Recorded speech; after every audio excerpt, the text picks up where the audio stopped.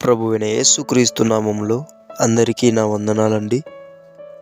ఈరోజు దేవుని మాటలు కీర్తనలు గ్రంథము 29వ అధ్యాయము 11వ వచనము. యెహోవా తన ప్రజలకు బలమును అనుగ్రహించును.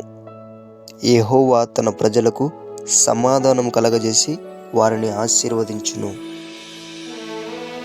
ప్రియ దేవుని బిడ్డ, ఎక్కడ బలహీనంగా ఉంటున్నావో దేవుణ్ణి అడుగు. నీకు బలాన్ని అనుగ్రహించే దేవుడై ఉంటున్నాడు. ఎక్కడ సమాధానం లేక చింతిస్తున్నావో దేవుణ్ణి అడుగు.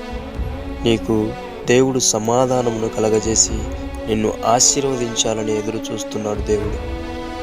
ప్రియ దేవుని బిడ్డలారా, ఒకటే దేవుడు అంటున్నాడు, బలాన్ని అనుగ్రహించేది నేనే, సమాధానమునిచ్చి ఆశీర్వదించేది నేనే. నీవు నా యొద్దకు వచ్చితే నీకు ఎక్కడ బలహీనంగా ఉంటున్నావో, ప్రార్థనలో బలహీనంగా ఉన్నావా? దేవుని విషయంలో ఎక్కడ బలహీనంగా, సువార్త విషయంలో బలహీనంగా ఉంటున్నావా? వాక్య విషయంలో బలహీనంగా ఉంటున్నావా? దేవుని బిడ్డ, దేవుని అడుగు. ఖచ్చితంగా దేవుడు నీకు బలాన్ని, సమాధానమును అనుగ్రహించి దేవుడు నిన్ను, నీ కుటుంబాన్ని ఆశీర్వదించబోతున్నాడు. దేవుడి మాటలను దీవించునుగాక. ప్రార్థించుకుందాం. యేసయ్యా, నీకు వందనాలు ప్రభువా. నీ బిడ్డలు ఎక్కడ బలహీనంగా ఉంటున్నారో వారిని బలపరచండి తండ్రి.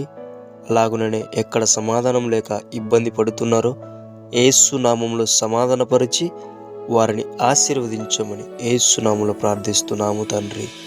ఆమేన్.